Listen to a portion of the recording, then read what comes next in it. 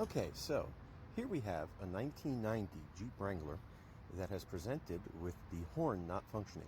So we are going to go through the steps of diagnosing how the horn works and why this doesn't work. So first we are going to confirm the customer's complaint. So now we'll try and see if the horn works. And I turned the key on because on some vehicles it may need the key to be on for the horn to work. And that is not the case here, or we still have dead horn. So next, let's go to the horn itself and see if it's getting power. For us on the Jeep Wrangler, the horn is mounted right on the fender, right where we can reach it. So we can see that the horn is present and the wire is attached to it. So we're going to disconnect the main wire for the horn.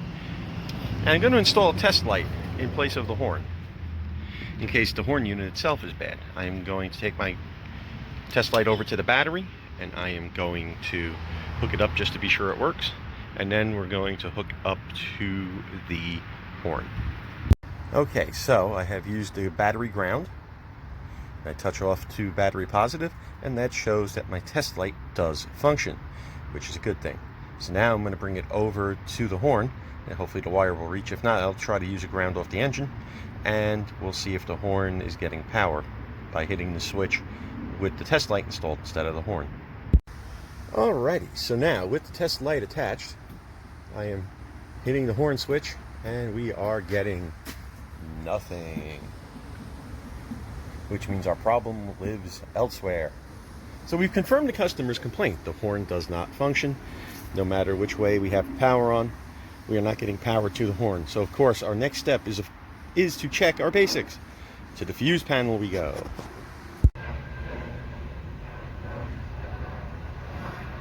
Okay, so here we are. We are down in the test area. We are down at the fuse panel, which is up under the dash on this vehicle. And we're lucky enough that they happen to be marked as well. So now, if we want to test the fuse, we look to see if there is power on both sides, such as that. That's not the fuse we want to look at. Let's look at accessory.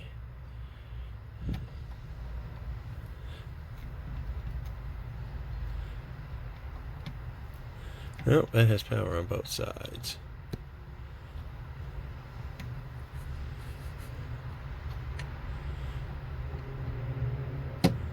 Now, sometimes a circuit won't have power on either side, and that's okay.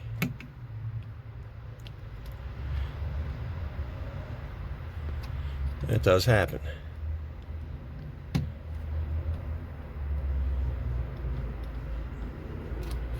Alrighty.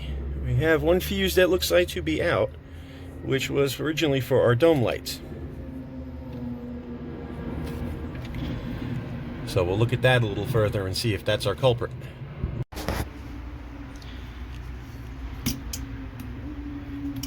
While hitting the horn, we can hear that the relay under the dash is clicking. Not necessarily mean the relay is good, but it also means that our horn switch in the steering wheel is more than likely good as well. So now I'm going to have to get up under the dash, find that relay, and see what is connected to it, and see what's going on from there. Alright, so long story short, after further testing, just discovered that the horn will function with the engine running.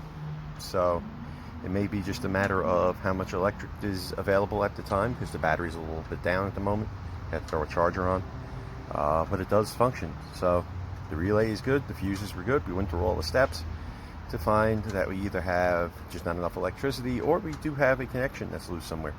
But the relay is good, everything else is good, all the connections are good, there's no damage with the wires. So that is where we stand.